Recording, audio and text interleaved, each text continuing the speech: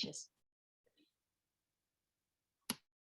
Buenos días a todos y a todas, o buenas tardes en España y en el resto del mundo, a lo mejor buenas noches, ¿no? Gracias a los que estáis participando en este congreso y los que estáis de forma presente. Espero que lo estéis, que haya un aprendizaje, que haya una aportación por parte de vosotras y también esperamos que estéis disfrutando de la Universidad de Curaçao y de los paisajes tan envidiables que tenéis ahí.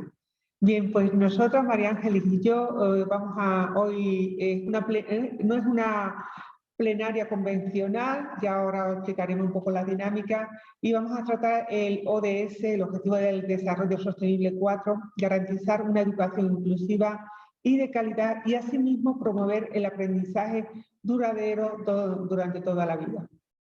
Vamos a hacer varias preguntitas, esta va a ser la dinámica, después vamos en base a una carta, vamos a hacer un símil, expondremos una parte más teórica y posteriormente un vídeo. Así que preparad los móviles si los tenéis a mano, porque vamos a compartir con vosotros unas preguntas que nos gustaría que respondierais.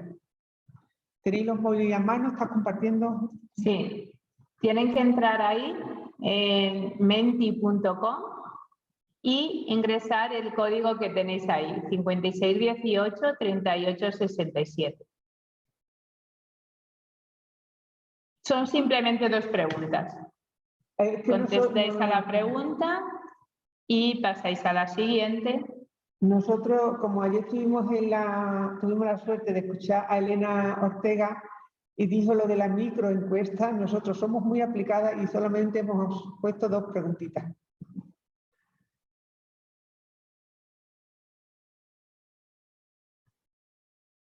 ¿Consideráis que el contexto universitario de la educación superior favorece la investigación local?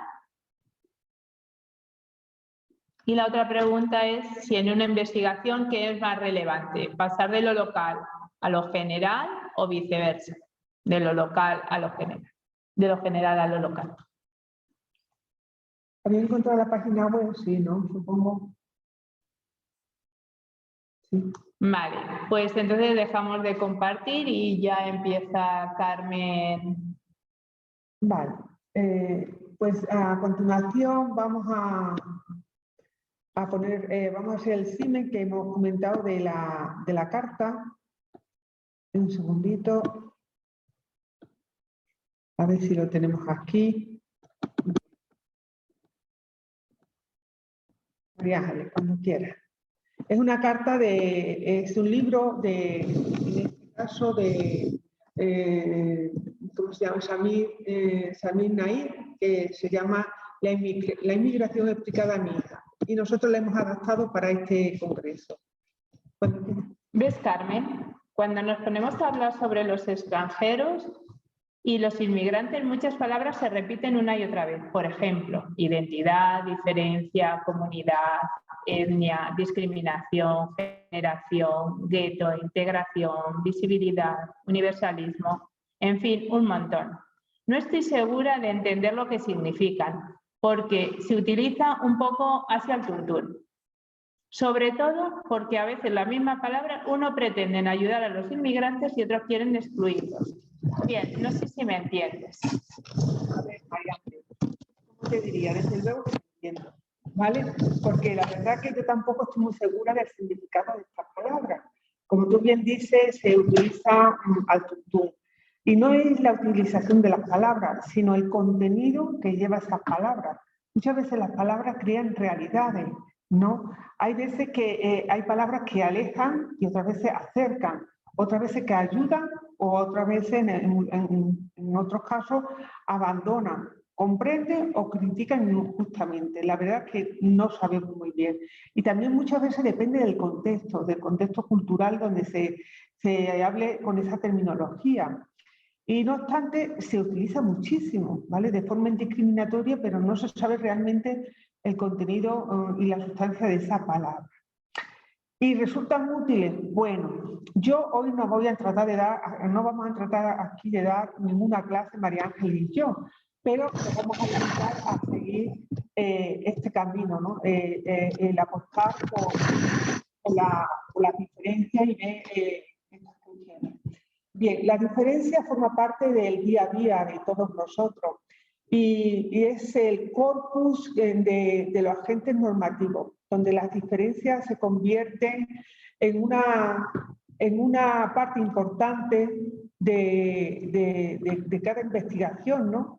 Y del día a día, se puede decir. Aquí es donde la diferencia nos da la realidad y transforma la diversidad en un agente de cambio. Si utilizando esta diversidad, esta cuestión, es importante tener en cuenta la diversidad en nuestra investigación.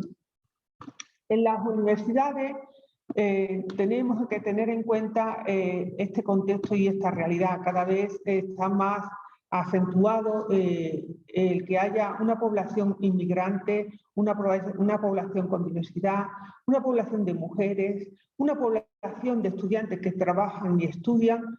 Según aquí en España, según ciertas disciplinas, ese perfil de estudiantes es mucho mayor cuando son estudiantes que trabajan y estudian.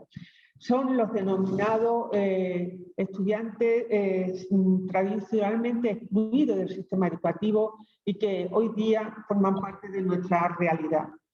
Se les llama los estudiantes infrarrepresentados, los estudiantes invisibilizados o no tradicionales. Me imagino que en países como Bolivia, Argentina o bien también aquí en España, en Granada, en Málaga, pues estas figuras, ustedes que son investigadores y investigadoras, estos los perfiles los encontraréis en vuestro contexto. Es importante saber si consideramos que la universidad es un contexto local, ya que es la pregunta de este año, ¿no? Tenemos que reinventar, tenemos que reflexionar sobre ese localismo. Nosotros hemos centrado esta intervención en el objetivo del desarrollo sostenible número 4, una educación inclusiva, pero lo hemos localizado concretamente en el contexto universitario, ¿vale? Dentro de nuestras aulas, dentro de las personas con las que nosotros interactuamos en el día a día. Ahí hemos puesto nuestro eje de localismo. Y nosotros, María Ángel y yo, hemos reflexionado junto con Mabel y con Toyi muchas veces que es como una micro de la sociedad, es una representación micro de lo que realmente existe en la sociedad. Nuestra Universidad Complutense de Madrid, aproximadamente, ahora mismo los datos no son muy estables por el tema de la pandemia, pero pueden haber entre 78.000, 80.000 estudiantes, es decir, es una microciudad dentro de la gran ciudad que supone Madrid. Entonces, y dentro de esa ciudad, como he comentado, que es la Universidad Complutense, pues tenemos la aceptación y la promoción de esta diversidad, que puede enseñarse y también se puede aprender. Es decir, estos procesos de diversidad, estos procesos de inclusión, los tenemos que llevar incorporados, como ahora lo estamos llevando en este congreso, y en esta red internacional de diversidad, de investigación por la diversidad, para que sea permeable en el contexto universitario. ¿Por qué?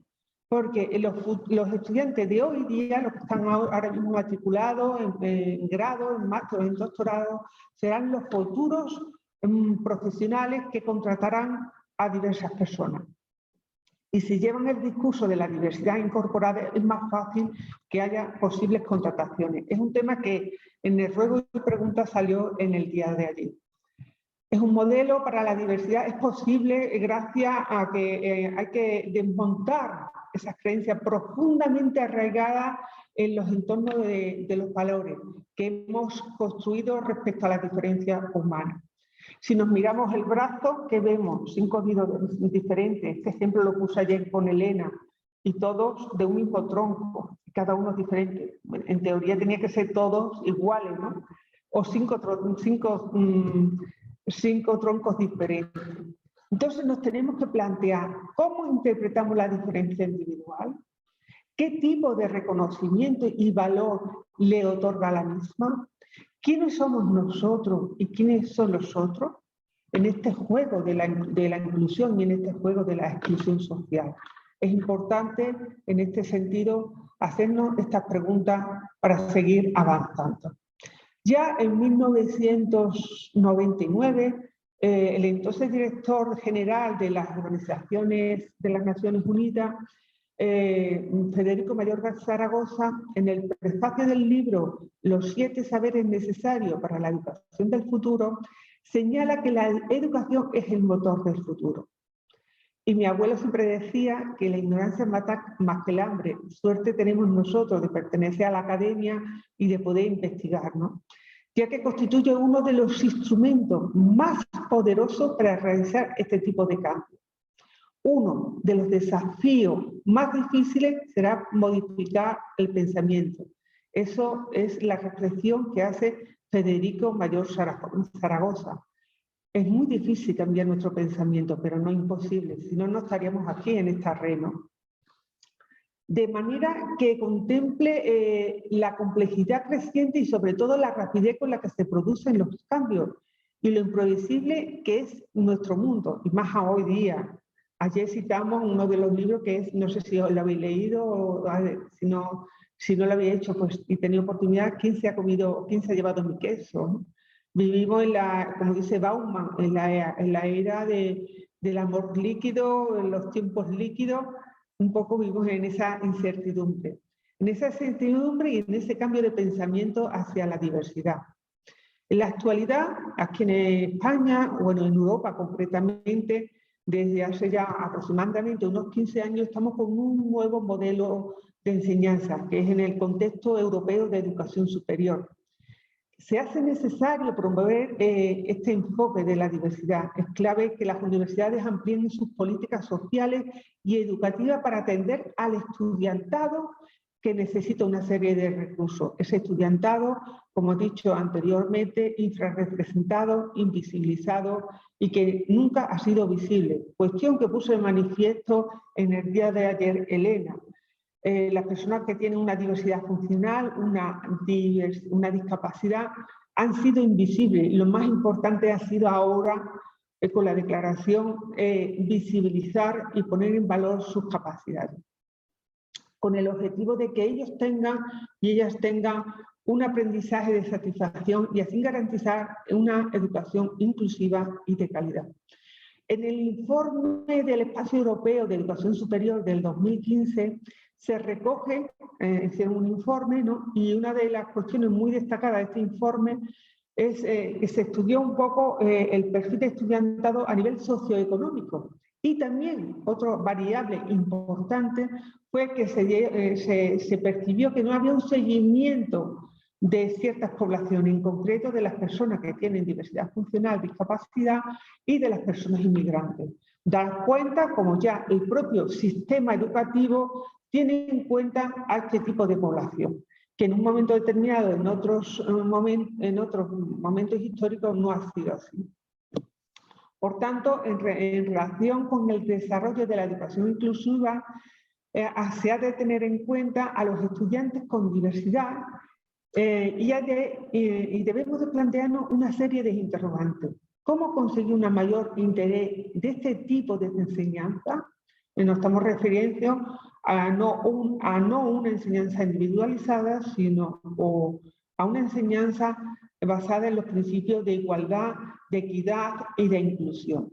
¿Cómo garantizar el derecho de que los estudiantes con mayor dificultades de aprendizaje a estudiar que estudien con sus compañeros, pero a la misma vez ellos puedan aprender del potencial que tienen estas personas? Pues tendremos que cambiar nuestra percepción, ¿no? Como dice Dyer, cuando cambia tu forma de mirar las cosas que miras cambian. En definitiva, ¿cuál es nuestro objetivo a la hora de esta plenaria? Nuestro objetivo es visibilizar una realidad social para contribuir al debate y ofrecer una mirada analítica de una particularidad, de una realidad empírica, de una realidad local, como he dicho en este caso en la universidad. Es una oportunidad conocer parte de lo que nos rodea, porque el que no queramos conocer o que no podamos ver no quiere decir que no exista. Una vez que entendamos cómo piensan y cómo ven el mundo a aquellos que un día parecían ser las personas en riesgo de exclusión social, parecía ser una persona que tiene una diversidad funcional, discapacidad, parecía ser que era una mujer con cargas familiares, quizá otro día nos parecerá ver a una persona que tiene capacidades y que tiene un don. Ya no veremos lo que le falta o su discriminación en cuanto a que es una persona en riesgo de exclusión social, sino veremos sus capacidades y veremos el tema del don que tiene esa persona. Por tanto, basándonos en esta contextualización, hemos considerado realizar una breve descripción teórica, seguramente que se puede efectuar un análisis a la luz de numerosas marcos teóricos interpretativos de la inclusión social y educativa en la educación superior, pero hemos considerado orientarnos por la importancia y la aportación de la sociología de la educación, la diversidad y la inclusión en cuanto al enfoque de las capacidades como propuesta para el desarrollo humano y la teoría de la discriminación múltiple. En este sentido, por la brevedad que tenemos de tiempo y nos gustaría después entrar en debate, nos vamos a basar en dos conceptos, el hábitus y la capacidad, y las capacidades. ¿Y qué es el hábitus?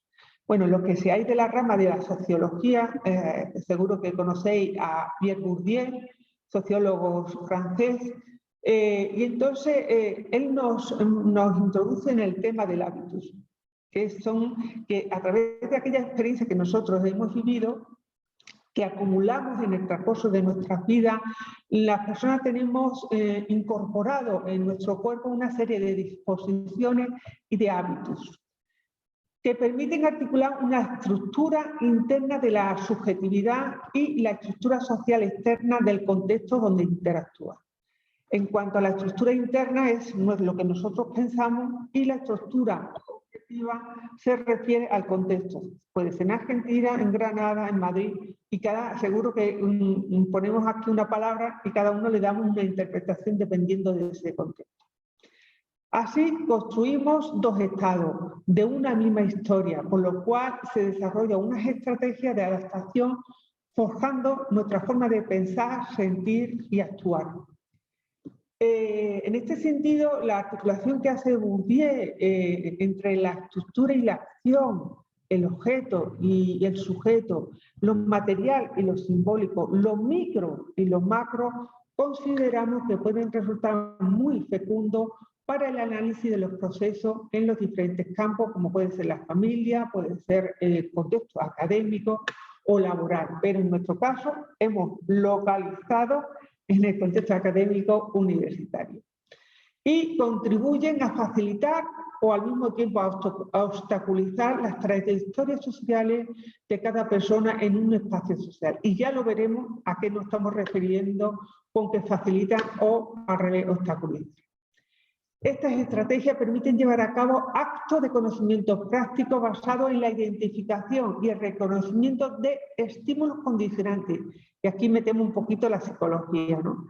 Que son los estímulos condicionantes y inconvencionales a los que estamos dispuestos a reaccionar, así como a engendrar en nuestro propio discurso y en nuestra propia actuación del día a día. En definitiva, son maneras de ser. Cada uno de nosotros, los que tenemos aquí, tenemos un físico, pero también tenemos una manera de ser, ¿no? Que es resultante de la modificación duradera del cuerpo cuando lleva a cabo esa incorporación de hábitos o de hechos, ¿no? Y tiene que ver muchísimo la educación informal que mantenemos en nuestra familia, pero posteriormente a través de la formación reglada, como puede ser la primaria, la secundaria o la universidad. Y muchas veces esos hábitos pasan inadvertidos mientras no se conviertan en actos. Lo tenemos tan incorporado, que no somos conscientes hasta que hay alguien que te dice, para, mira esto, hoy vamos a ver un vídeo, y nos hace pensar que ese hábito lo tenemos tan incorporado que no éramos conscientes, ¿no? Y tampoco se hace evidente por la convicción de su necesidad y su adaptación inmediata a un nuevo cambio o situación. Es decir, cuando tú cambias de situación, pues es cuando realmente se hace patente ese hábito. Este sistema es incorporado en el transcurso de nuestra vida, como ya he dicho anteriormente. Es lo que se forma el hábito que va incorporándose en esa práctica cotidiana.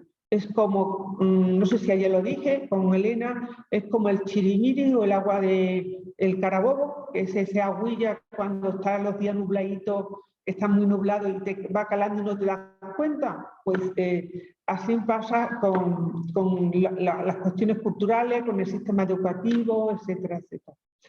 Es lo que forma el hábito, que se va incorporando, como ya he dicho, en esa práctica cotidiana dentro del contexto donde nos desenvolvemos como personas, en el contexto de la familia, en el sistema educativo, en el laboral, en el día a día, se puede decir. Se configura así un esquema de percepción y de categoría social que llevan a realizar de modo espontáneo y natural, ¿vale? En nuestra práctica. Y ahora vamos a ver un ejemplo de ello. Cuando quiera, Tatiana, ¿puedes poner, por favor, un vídeo?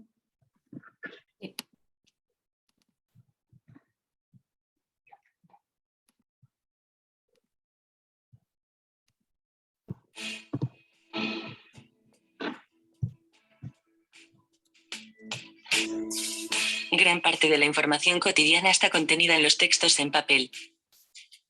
Existen programas informáticos que convierten los libros en archivos de audio accesibles para las personas con dificultades en la lectura.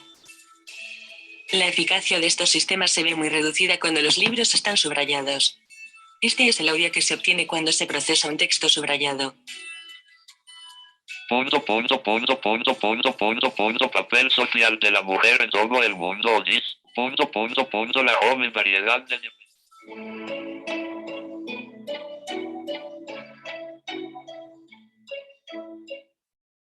Yo mi conocimiento de la campaña de Si tú subrayas, yo no leo, pues me ha llevado a apoyarla porque precisamente como en mi condición de usuario sé las dificultades que eso genera para determinadas herramientas de accesibilidad que nosotros utilizamos, como son los reconocimientos ópticos de caracteres, los OCR, que convierten las imágenes en texto legible tanto para un dispositivo móvil como para un ordenador, y la conversión de ese texto legible en audio para que yo pueda acceder a la información, ¿no? Básicamente lo que haría sería sacar una foto y que esa foto, el dispositivo en cuestión lo transforma en audio para que yo pueda acceder a él.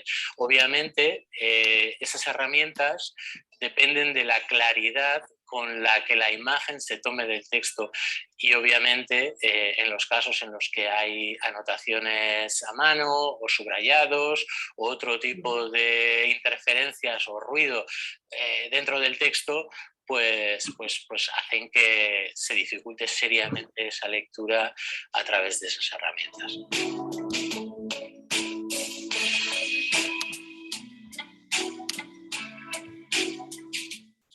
Esta campaña la creamos en el 2010 por necesidad. Teníamos muchos estudiantes con discapacidad visual que nos pedían que les ayudáramos porque cuando iban a buscar el material bibliográfico que le mandaban los profesores y las profesoras, estaban subrayados. Entonces nos empezamos a dar cuenta que era realmente un problema, porque cuando nos llegaban a nosotros teníamos que escribir el libro entero. Salían códigos que inutilizaban la mayor parte de las páginas. Es como si nosotros estuviéramos escribiendo ese libro. Y claro, no podíamos, nos dimos cuenta que nosotros no podíamos asumir ese trabajo porque necesitaríamos mucha gente solamente para el escaneo y hacer libros accesibles.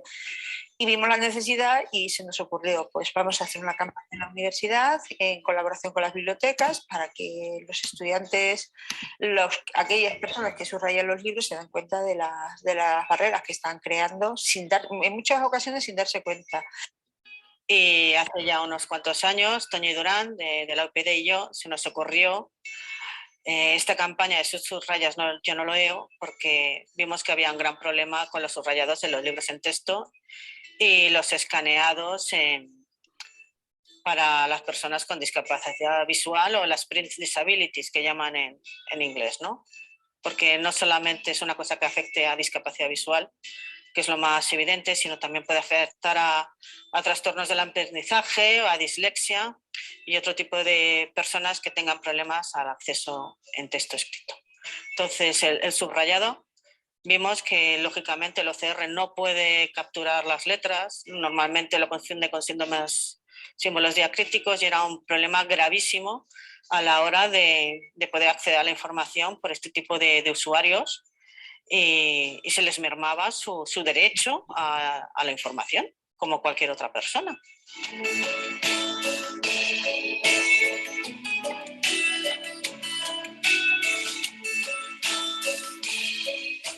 Tengo una discapacidad visual y considero que la campaña Si tú subrayas yo no leo es una campaña principalmente de sensibilización y de hacer que la gente sin discapacidad se ponga en nuestra piel y hacerles comprender que si hacen este tipo de cuestiones nosotros no tenemos acceso a los libros, ya que se nos, o bien, como decían compañeros de dislexia, a ellos les descoloca completamente ver para subrayados, o bien para nosotros, utilizando nuestros métodos de lectura, como las herramientas como Telelupa, directamente no se ve, nos lo pone toda pantalla en negro.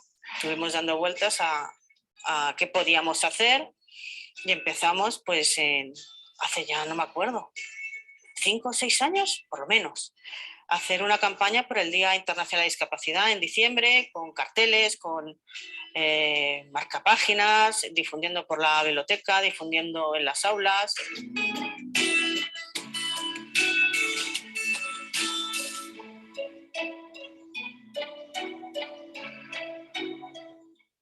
La primera vez que vi esta campaña, Si tú subrayas yo no leo, dije, una nueva técnica de estudio. Bueno, pues bien, eso no iba dirigido a cómo estudiar, iba dirigido a las barreras que yo estaba creando cada vez que subrayaba, no un libro propio, sino un libro público.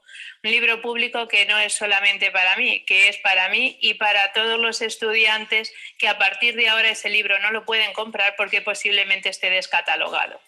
Le dimos en un principio 3 enfoques, fundamentalmente porque no subrayaran los libros para que los estudiantes pudieran ser autónomos, esa es la función principal y la idea principal. A la vez dábamos a conocer la oficina y también hacíamos sensibilización, estábamos contando que había un colectivo de estudiantes que leían de otra manera y esa fue la principal razón por la que hicimos esta campaña.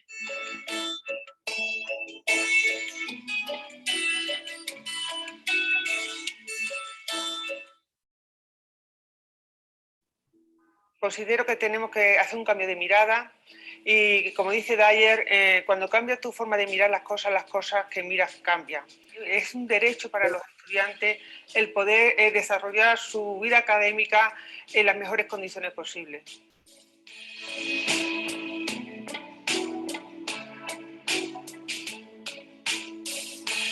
Dentro del proyecto europeo RiseWise, conocí a la campaña Si tú subrayas yo no leo. Y claro, me llamó mucho la atención y pensé que era un proyecto interesante y también que era fácil de exportar. Y porque no costaba mucho y porque daba la oportunidad de llamar la atención sobre temas interesantes y, digamos así, útiles. Que no es solo el derecho a la lectura, que claro, para un bibliotecario y no solo, es muy importante, pero también porque se refiere a eso, al contexto de las barreras inconscientes, es decir, hacemos actos diarios muy normales y corrientes sin darnos cuenta de que vamos creando barreras. Cuando vi ese proyecto para las personas ciegas, me pareció muy importante porque nosotros como estudiantes, pues que sí podemos ver, realmente no tenemos como esa sensibilidad, como que realmente no tenemos en cuenta las otras personas que no pueden ver y pues andamos subrayando o de alguna manera dañando los libros para ellos. Yo soy actriz y represento Bodas de Sangre, Don Quijote de la Mancha, El sueño de una noche de verano, y todas estas obras están en los libros.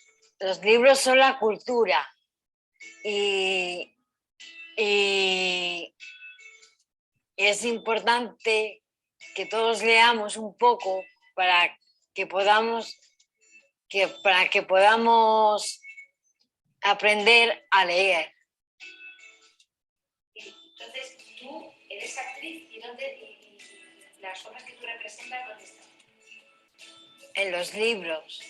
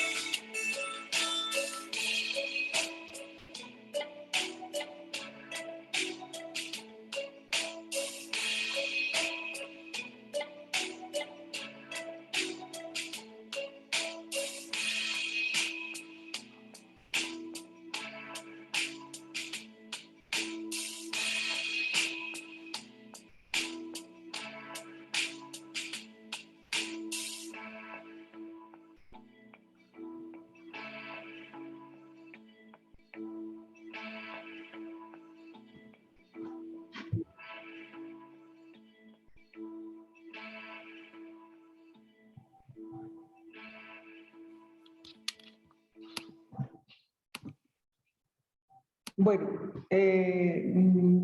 no sé si os llevará a la reflexión, pero vamos a dejar un paréntesis para la reflexión cuando termine ya María Ángeles, porque ahora ella, en base a este vídeo, va a hacer una reflexión de Amartya Sen a nivel económico y también de las capacidades.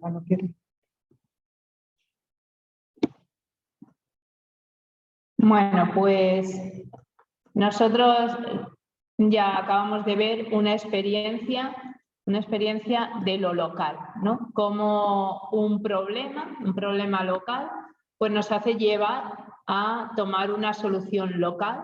Esta solución, que en principio solamente era para un conjunto de estudiantes minoritarios dentro de la Complutense, cualquiera de nosotros un día puede tener los ojos mal y puede tener, pues cuando tenemos ahora en primavera, alergia y demás, utilizar un software específico que utilizan ellos, utilizan los de baja visión y, bueno, pues nos ayudan a seguir estudiando, a seguir formándonos y no a tener un paréntesis en nuestra vida.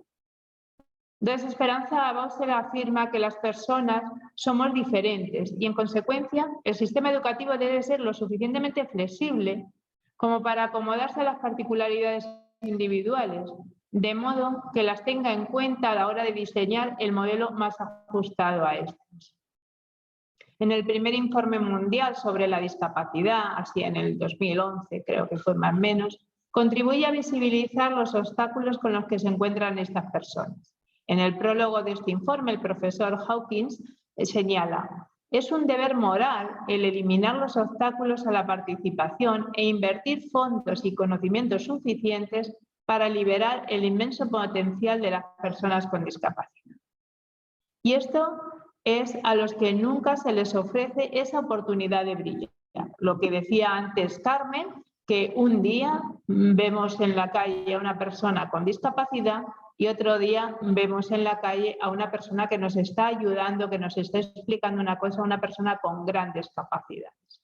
El enfoque de Amartya Sen, que fue Premio Nobel en Economía, consiste en un análisis sobre las capacidades y el funcionamiento de las personas en relación con la libertad, el bienestar y la calidad de vida. A través de las capacidades, los seres humanos desarrollan unas habilidades para lograr su satisfacción. El autor analiza el enfoque de las capacidades en los indicadores económicos y sociales del contexto del desarrollo humano. En los estudios sobre el desarrollo humano, además de analizar las variables económicas, se tienen que estudiar las capacidades que tienen las personas y las oportunidades de elección para conseguir una calidad de vida. Esta conexión de motivación ha sido ignorada con reiteración en los análisis económicos que se concentran en los medios de vida de las investigaciones. Por lo tanto, las capacidades también deben valorarse globalmente. Por esto se debe de tener en cuenta las características personales, incluida la diversidad funcional y los recursos e ingresos económicos. Estas son las capacidades de las que dispone una persona para convertir sus derechos en libertad real. Así, la capacidad es un conjunto de indicadores de funcionamiento que reflejan la libertad de la persona para llevar un tipo de vida u otro diferente.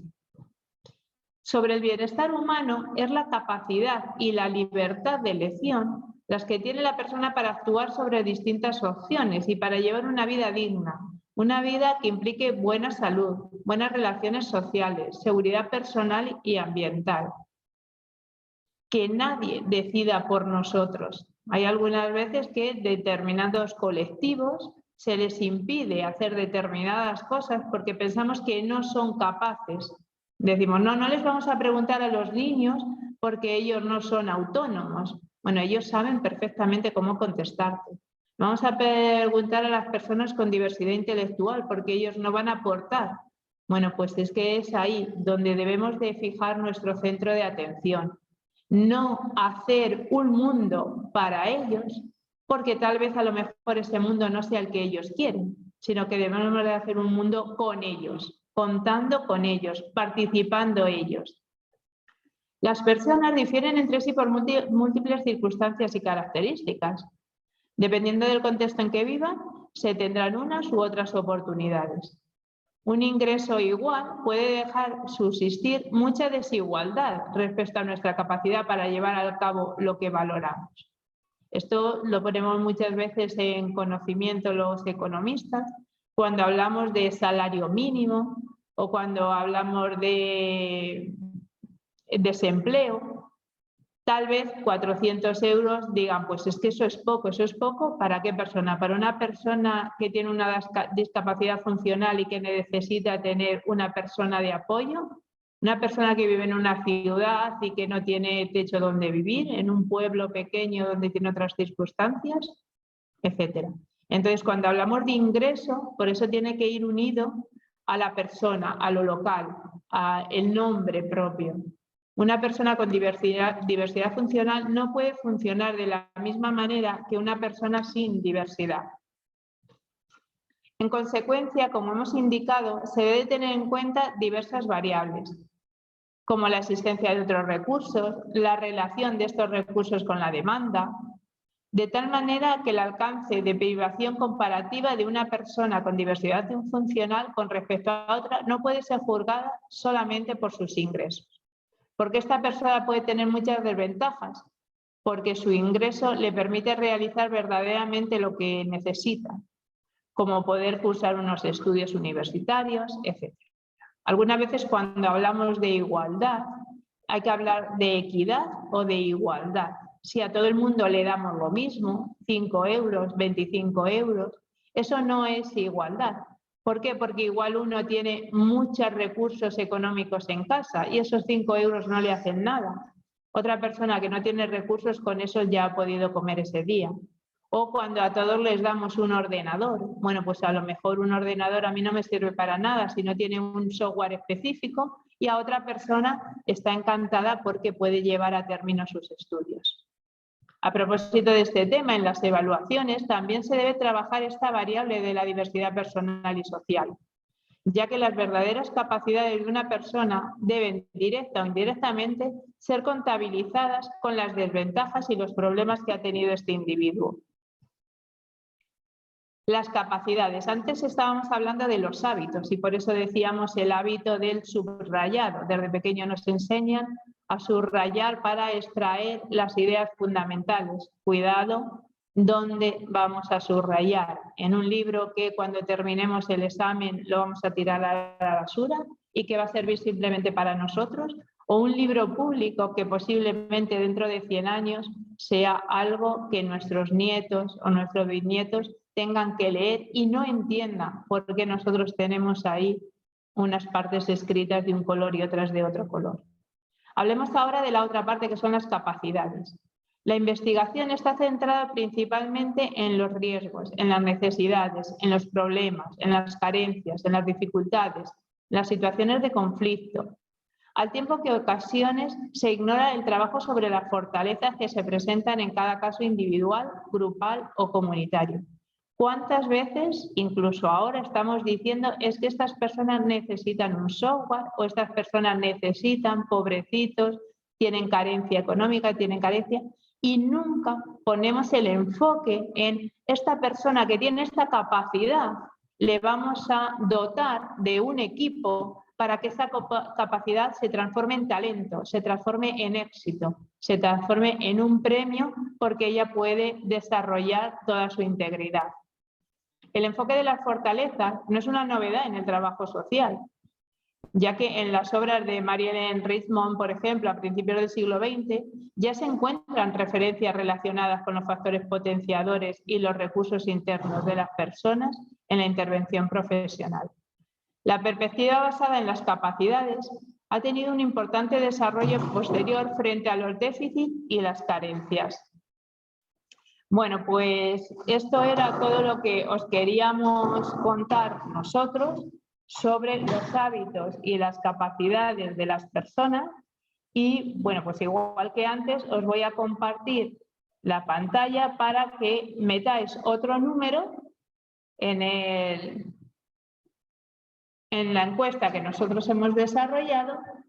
Un momento.